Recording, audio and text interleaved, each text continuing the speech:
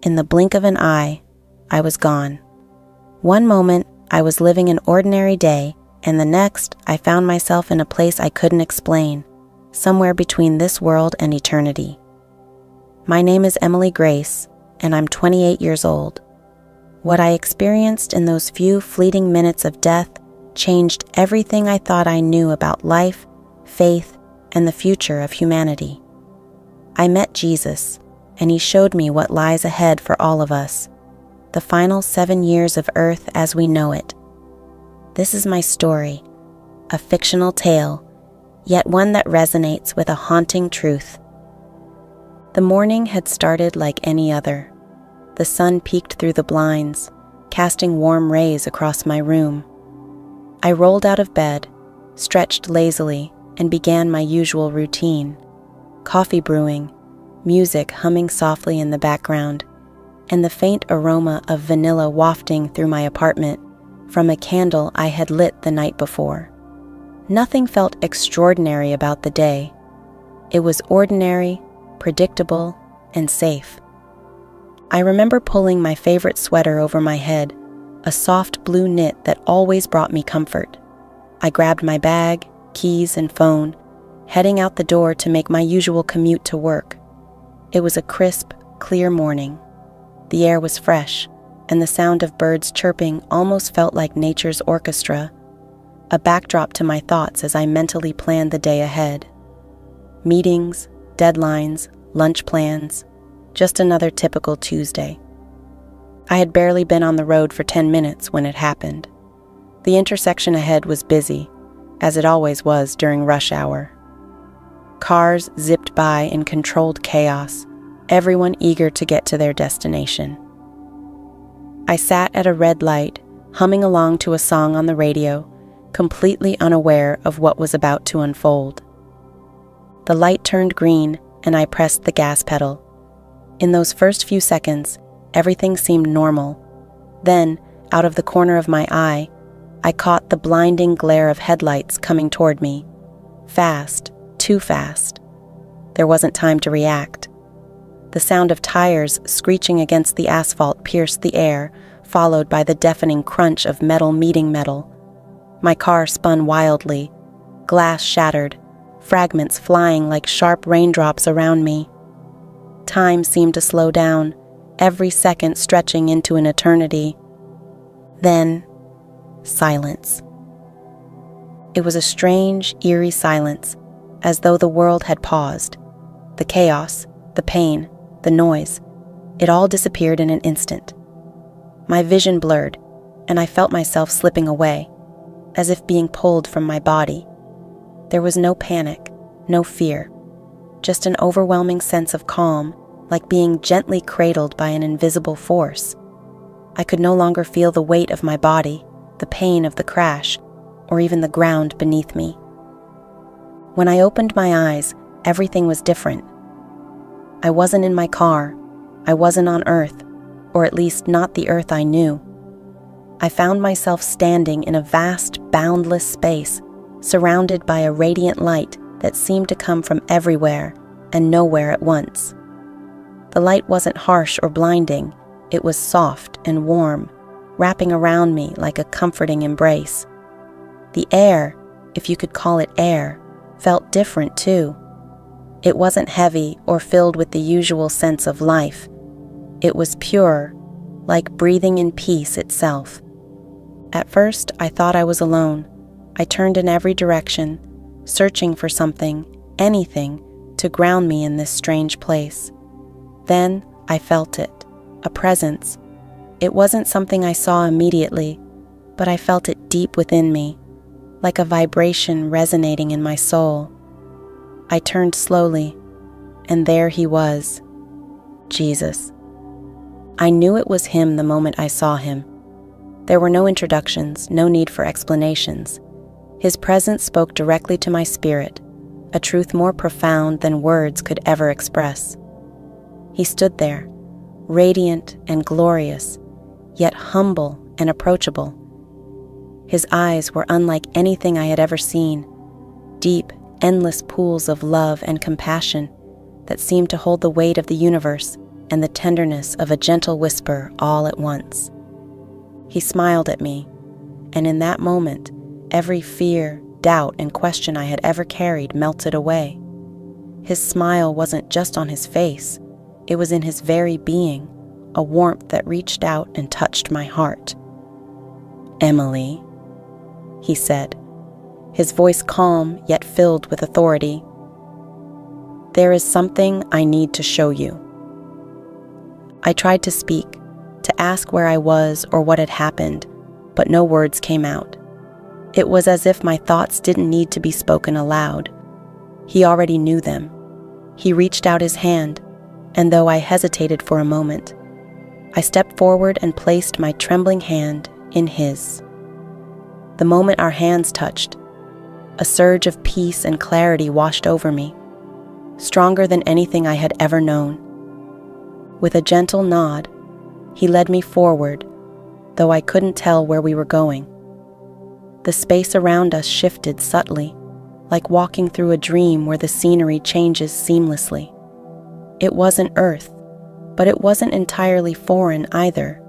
It was as though I was in a realm just beyond the veil of reality, a place that felt more real than the physical world I had known. I looked at him again, searching his face for answers. "Am I dead?" I finally managed to whisper, the word catching in my throat. "You are not here by accident," he replied gently, "but this is not the end for you. There is much you must understand, and much you must share." His words filled me with a mix of awe and apprehension. What could I possibly share that would matter? I was just a regular person living an ordinary life. Yet, as I stood there in his presence, I realized that nothing about my life, or anyone's life, was ordinary. Every moment, every choice, every breath was part of something far greater than I had ever imagined. Before I could ask any more questions, the light around us began to shift again, growing brighter, more intense. I felt my heart race, not out of fear, but anticipation. Whatever he was about to show me, I knew it would change everything. And deep down, I knew that when I returned, if I returned, I would never be the same. The light around us seemed to fold and ripple, as though we were moving through layers of reality itself. It wasn't like walking or even flying. It was more like being carried by the essence of time and space, yet I felt completely at ease.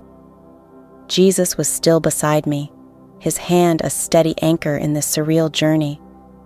I didn't know where we were going, but I trusted him implicitly. The peace of his presence dispelled every trace of fear or doubt. Then, the world around us shifted, and we were no longer in the boundless light. Instead, I found myself standing on what looked like a battlefield. The sky was an angry gray, swirling with storm clouds that crackled with red and black lightning. The air was thick, oppressive, and carried an acrid smell that stung my nose. In the distance, I could hear the faint echoes of cries, screams, and the clashing of metal. The ground beneath my feet was cracked and barren, littered with rubble and ash. It was as if all life had been drained from this place. "This," Jesus said, his voice steady yet tinged with sorrow, "is the beginning of the tribulation." I turned to him, searching his face for understanding. "Tribulation?" I repeated, the word foreign yet heavy with meaning. He nodded, gesturing to the scene before us. "It is the final testing of the world, a time of great suffering, but also a time of choice. Humanity will face trials unlike any they have ever known, and their hearts will be laid bare." As he spoke, the scene around us began to change. I saw cities, once bustling with life, now in ruins.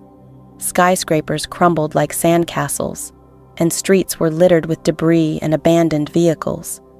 Fires raged unchecked, their flames devouring everything in their path.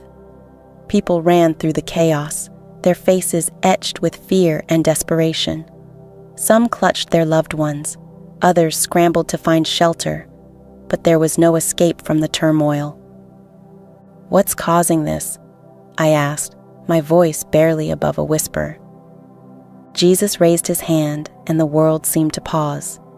I watched as the sky darkened even further, and a great storm began to brew.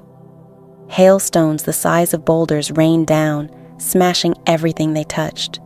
Rivers overflowed, turning into raging torrents that swallowed entire towns.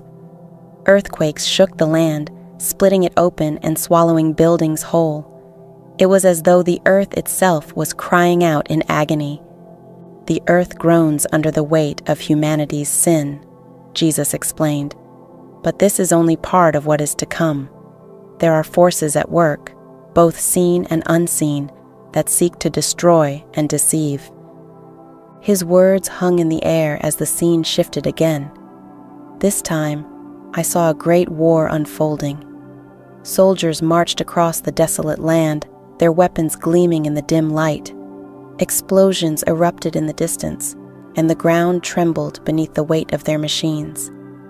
I could feel the anger and hatred in the air, so thick it was almost suffocating. The war wasn't just between nations. It was a war for the very soul of humanity. "Many will perish," Jesus said, his voice heavy with sorrow. "But even in the midst of destruction, my mercy remains. Those who call upon me will find refuge, though the world around them crumbles." As he spoke, I noticed something amidst the chaos. A small group of people huddled together in prayer. Their faces were streaked with dirt and tears, but their eyes shone with a fierce determination. They clung to their faith, even as the world around them fell apart. I could hear their voices, soft but unwavering, crying out for strength and guidance. "These are my faithful," Jesus said, a hint of pride in his voice. "Even in the darkest times, they will not be shaken. They will be the light in the darkness, a testament to my love and power." I felt a pang of hope as I watched them, but it was quickly overshadowed by the weight of what I was seeing. The suffering, the destruction. It was overwhelming. I turned to Jesus, my voice trembling. "Why does this have to happen? Can it be stopped?" He looked at me with a mixture of compassion and sadness. The choices of humanity have brought them to this point. They have turned away from me, seeking their own desires and worshiping false gods. Yet even in their rebellion, I offer them a way back. The tribulation is not just a time of judgment, it is a time of redemption. Those who turn to me will be saved. As he spoke, the scene changed once more. I saw a vast crowd gathered in what looked like a great temple or hall. They were dressed in fine clothing, their faces alight with admiration and awe. At the center of the crowd stood a man, his presence commanding and magnetic. He spoke with eloquence and confidence, promising peace, prosperity, and unity. The people hung on his every word, their expressions filled with adoration. But as I looked closer, I noticed something unsettling about him. His smile was too perfect, his eyes too cold. There was a darkness in him, a shadow that seemed to pulse beneath the surface. I turned to Jesus, a chill running down my spine. "Who is that?" Jesus' expression hardened. "The deceiver. He will rise to power during these times, promising salvation but delivering destruction. Many will follow him, believing his lies, and he will lead them further away from the truth." The weight of his words settled over me like a heavy cloak. The man's presence was mesmerizing, but it was a facade, a carefully constructed trap designed to ensnare the hearts and minds of the vulnerable. I watched as people eagerly accepted his promises. their trust misplaced in a leader who sought only to control and destroy. The tribulation will test every heart, Jesus continued. It will separate those who seek truth from those who cling to lies.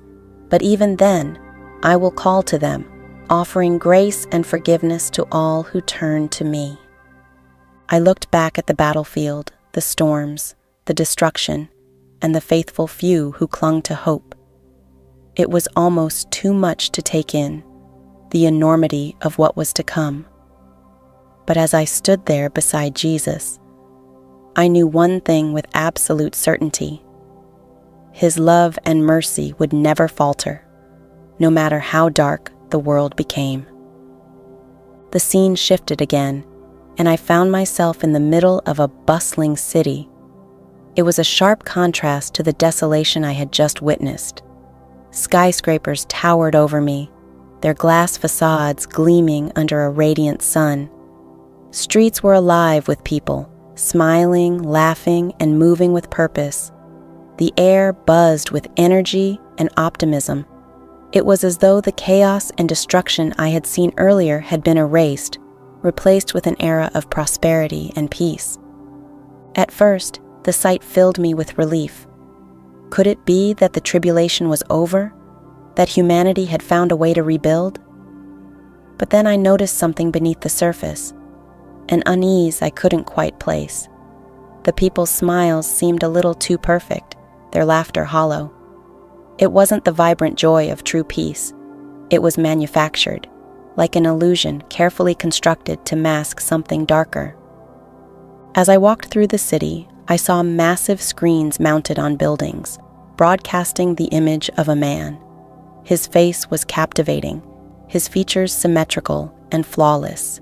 He exuded charisma, his words spoken with eloquence and conviction.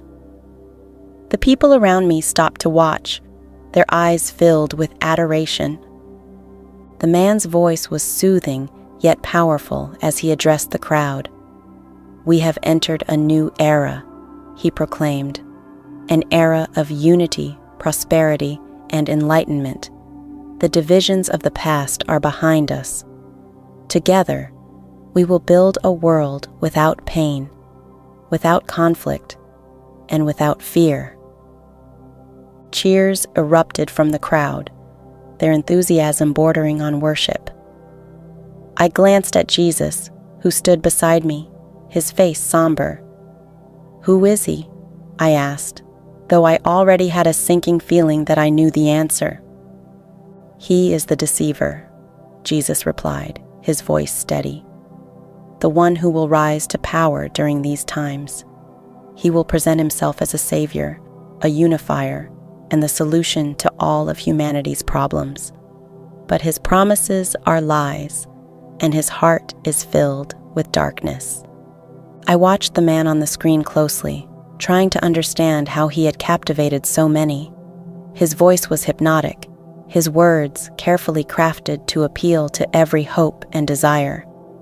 He spoke of ending poverty, eradicating disease, and creating a utopia where everyone could thrive. He offered a vision so compelling that it was easy to see why people followed him. But as I looked closer, I began to notice cracks in the facade.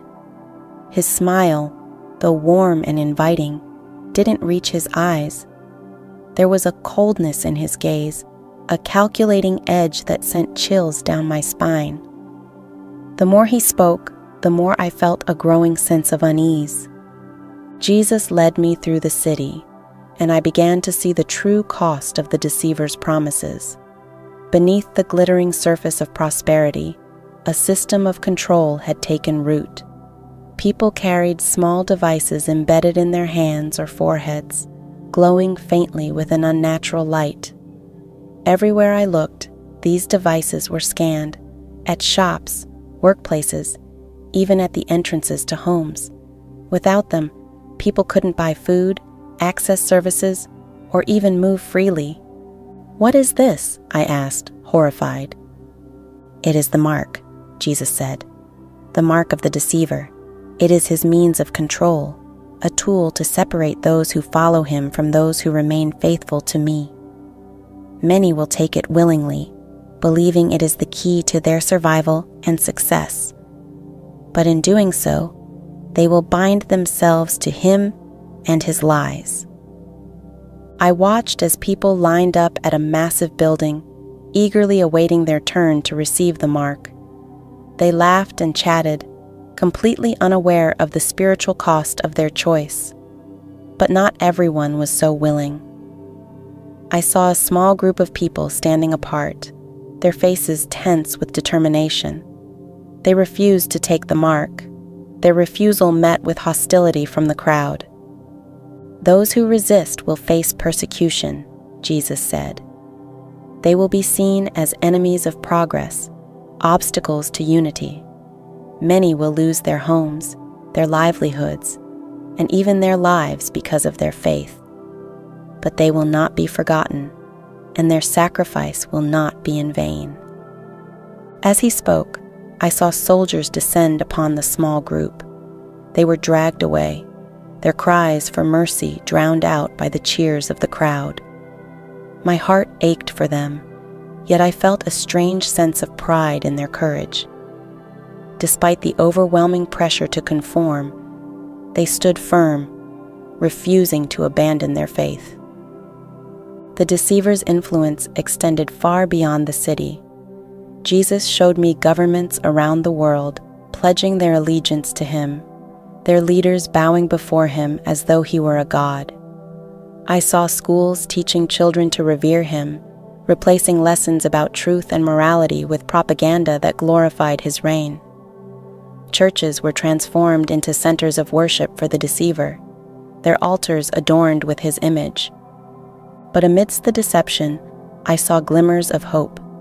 Underground networks of believers formed, their faith unshaken despite the danger. They met in secret, sharing the word and encouraging one another to stay strong. I saw them smuggling food and supplies to those who had refused the mark, risking their lives to care for one another. They prayed fervently, their voices rising like a beacon of light in the darkness. The faithful will not be abandoned, Jesus said. Even in the darkest times, my spirit will be with them. Their courage and love will shine as a testimony to the truth. The scene changed once more, and I saw the deceiver standing in a vast temple, his arms raised as he declared himself to be divine. People knelt before him, their faces filled with awe and reverence. Statues of him were erected in every corner of the city, and his name was chanted like a hymn. Yet, as I looked closer, I saw shadows creeping around the edges of the temple, whispering and writhing like living entities. They do not see the truth, Jesus said, his voice filled with sorrow. They do not see the darkness that surrounds him, the chains that bind their souls. I turned to Jesus, my heart heavy. How can they be saved? How can they see the truth? Through love, through faith, and through my people, he replied. Those who stand firm in the truth will be a light in the darkness, guiding others back to me. The deceiver's reign will not last forever, but the choices made during this time will echo into eternity. His words filled me with both hope and urgency. The deceiver's power was great, but it was not absolute. There was still time for people to turn back, to break free from the lies and seek the truth. I realized then the importance of the faithful, their courage and love a beacon for the lost. Even in the face of overwhelming darkness, they carried the light of hope, and that light could never be extinguished. The oppressive darkness seemed to hover over the world like a shroud, and I felt the weight of it pressing down on my soul. The deceiver's control was near absolute. Everywhere I looked, his mark was visible, on people's hands, their foreheads, and in the very fabric of society itself. The fear and despair that had once gripped the world were now replaced by a chilling compliance, a numb acceptance of his rule. But amidst this bleakness, Jesus led me to witness something extraordinary, a glimmer of hope that pierced through the darkness like a beacon.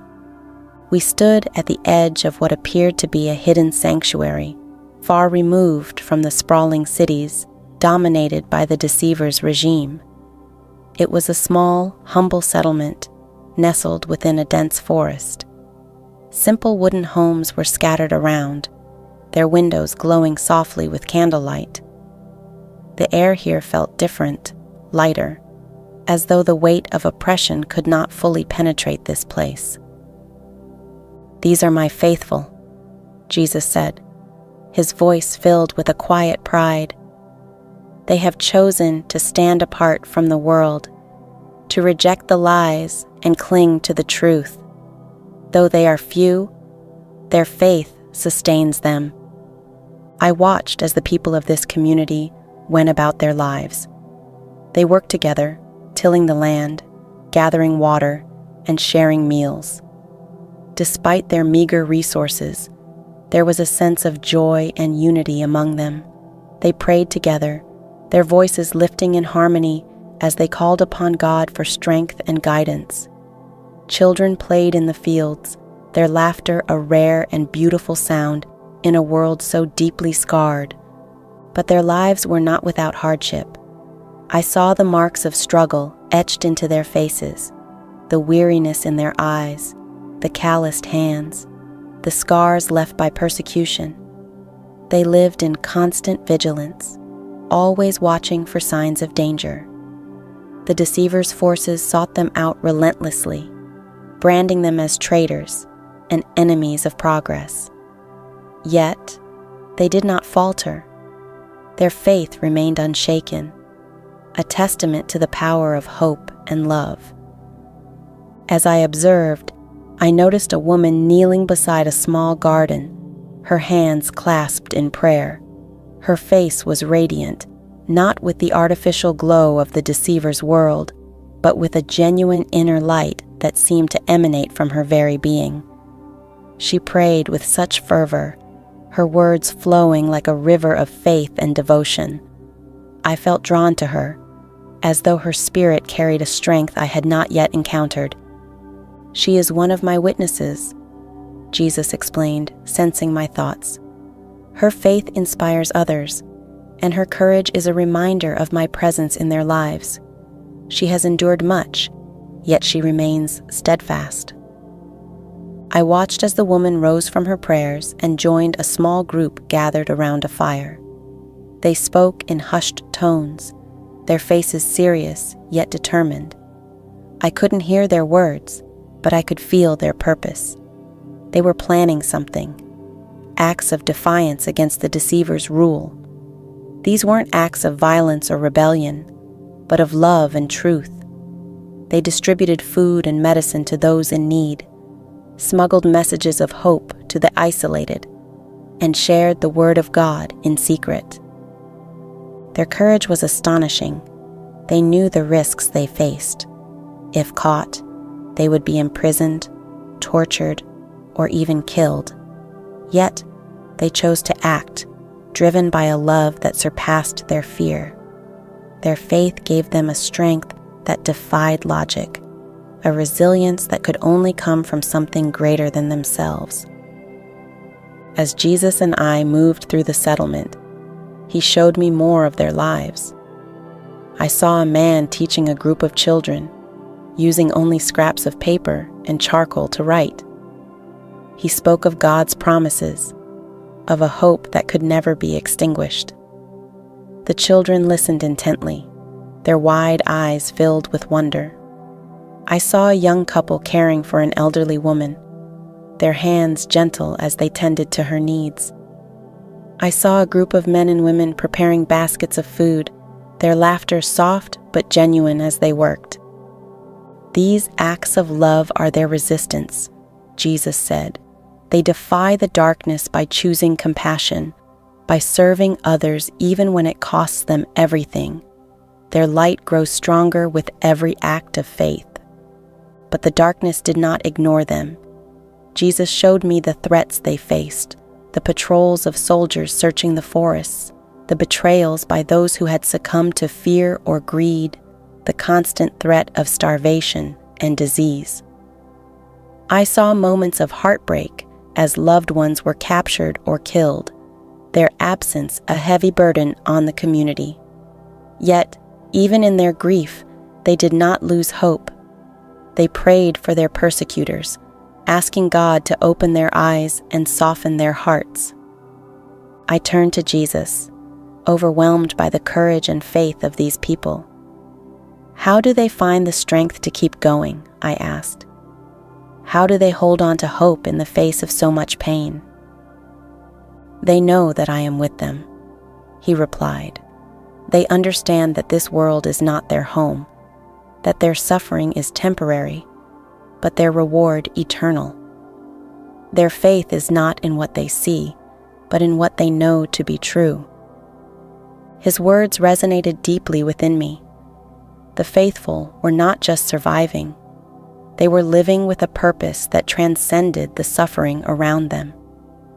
They were a living testimony to the power of love, a reminder that even the smallest acts of kindness could have a profound impact in a world starved for hope. As we left the sanctuary, Jesus showed me how their light began to spread. Their courage inspired others, even those trapped within the deceiver's grasp. Small acts of defiance multiplied, sparking a quiet revolution of faith. I saw people in the cities secretly sharing messages of hope, risking everything to stand against the darkness. The faithful's love and resilience became a beacon, drawing others toward the truth. I realized then that the glimmer of hope I had seen was not just a fleeting moment. It was the seed of something far greater. It was the beginning of a movement, a reminder that even in the darkest times, light could prevail. The faithful were not just surviving the tribulation, they were changing the world, one act of love at a time. Their courage and faith were a testament to the power of God's presence, a reminder that no matter how dark the night, the dawn would always come. The air grew heavier as Jesus led me forward once more, and the scenes around us began to shift. The darkness that had covered the earth was now consuming it entirely, and the weight of it was suffocating. The skies were blacker than I could have ever imagined, churning with angry clouds that seemed alive with rage. Thunder roared, shaking the ground beneath us, and the earth itself seemed to groan under the strain. It was as if creation could feel the culmination of history drawing near, the final clash between good and evil about to unfold. "This is the end of the tribulation," Jesus said, his voice steady but filled with a solemn gravity. "The final moments before the great and terrible day of the Lord." I turned to him, my heart pounding. The world around us was crumbling, its people scattered and desperate. Fires raged unchecked, swallowing entire cities. Oceans rose violently, swallowing the coasts and spilling far inland, leaving destruction in their wake.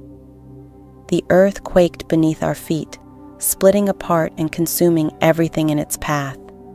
The deceiver's power was at its peak, and his forces moved across the world like a plague, seeking to destroy all who had refused his mark. But even in the midst of this chaos, there was something stirring, a sense of anticipation, a deep and unshakable certainty that something greater was coming. Jesus led me to a hill overlooking a vast plain, and there I saw the armies of the world gathered together. They were equipped with weapons of unimaginable power, their leaders shouting commands as they prepared for what they believed would be their ultimate victory. But their eyes were blind to the truth of what they were about to face. "They think they can stand against me," Jesus said softly, a sorrowful smile on his face. They have been deceived into believing they can overcome the one who created them. But their rebellion will end here. I felt a chill run through me as I looked at the scene below. The deceiver stood at the head of the armies, his presence as commanding and magnetic as ever. He raised his arms, and the soldiers roared in response, their cries of defiance echoing across the plain. It was a horrifying sight, a mass of humanity united in rebellion against their creator. But then, the sky began to change. At first, it was a faint glimmer on the horizon, like the first light of dawn breaking through the night, but it grew rapidly, filling the sky with a brilliance that was both blinding and breathtaking. The light wasn't just a physical phenomenon, it carried with it a presence, a power that was both awe-inspiring and humbling. It was as if the very essence of heaven was descending upon the earth. I turned to Jesus, but he was no longer standing beside me. Instead, he was transformed, his glory unveiled in a way that took my breath away. His face shone like the sun, his eyes blazing with fire. His robe was brilliant white, and around him was an aura of indescribable majesty. In his hand was a sword, its blade gleaming with divine power, and on his head were many crowns. He was no longer the humble figure I had walked beside. He was the King of Kings and the Lord of Lords, and his presence commanded the attention of all creation. He mounted a white horse that had appeared beside him, its form as radiant as its rider. Behind him, the heavens opened, and an army of angels descended, their ranks stretching as far as the eye could see. They were clothed in white, their faces shining with the light of heaven, and they too rode upon horses as pure and majestic as their kings. The deceiver and his armies faltered as the light enveloped the plain. The soldiers who had moments before been so confident in their victory now trembled, their weapons falling from their hands. The deceiver himself recoiled, his charismatic facade cracking to reveal the true darkness beneath. He tried to rally his forces, shouting commands and lies to stir them into action, but his words fell flat. The power of the light was too overwhelming, and his deception too fragile to withstand it. Jesus raised his sword, and his voice thundered across the plain. "It is finished." The words carried a power that shook the very foundations of the earth. They were not just words, they were a proclamation, a declaration of victory that resonated through every corner of creation. The armies of the deceiver crumbled before him, their strength no match for his might. The earth itself seemed to rise against them, swallowing their weapons and scattering their forces. The deceiver, now exposed in his true form, turned to flee, but there was no escape. An angel descended from the heavens, chains of light in his hands. He bound the deceiver and cast him into the abyss, sealing it shut with a finality that echoed through the ages. The darkness that had once consumed the earth was banished, replaced by a radiant light that drove away every shadow. The scene around us began to change once more. The destruction and chaos melted away, replaced by a vision of unparalleled beauty. The earth was reborn, its scars healed and its glory restored. Rivers flowed with crystal clear water, forests stretched endlessly across the land, and mountains rose majestically into the sky. The air was filled with the sound of laughter and music, the cries of joy from a people finally free. I saw the faithful gathered together, their faces radiant with happiness. They embraced one another, tears of relief and gratitude streaming down their cheeks. They had endured so much, but now they stood in the presence of their King, their faith rewarded and their suffering forgotten. Jesus walked among them, his face filled with love as he wiped away their tears and spoke words of comfort and joy. This is the new beginning, Jesus said, turning to me. The end of the tribulation is not the end of the story. It is the beginning of eternity, a time of peace, joy, and communion with me. The faithful will dwell here, in the new heaven and new earth, where there will be no more pain, no more sorrow, and no more death. I felt a deep sense of peace as I watched the scene unfold. It was more beautiful than anything I could have ever imagined, a glimpse of a future that was both hopeful and certain. The struggles of the past seemed insignificant in the face of this glory, and I understood that every sacrifice, every act of faith had led to this moment. Jesus turned to me, his eyes filled with kindness. "You must tell them, Emily. You must share what you have seen so that others may choose to walk in the light. The time is short, but my love is endless. All who call upon my name will be saved." As his words sank into my heart, the vision began to fade. The light dimmed, and I felt myself being pulled back, my spirit returning to my body. I awoke with a gasp, tears streaming down my face as the weight of what I had seen settled over me. I was alive, but I was forever changed. I knew that my life could never go back to what it had been before. I had been given a glimpse of eternity, a message of hope and redemption, and I knew I had to share it with the world.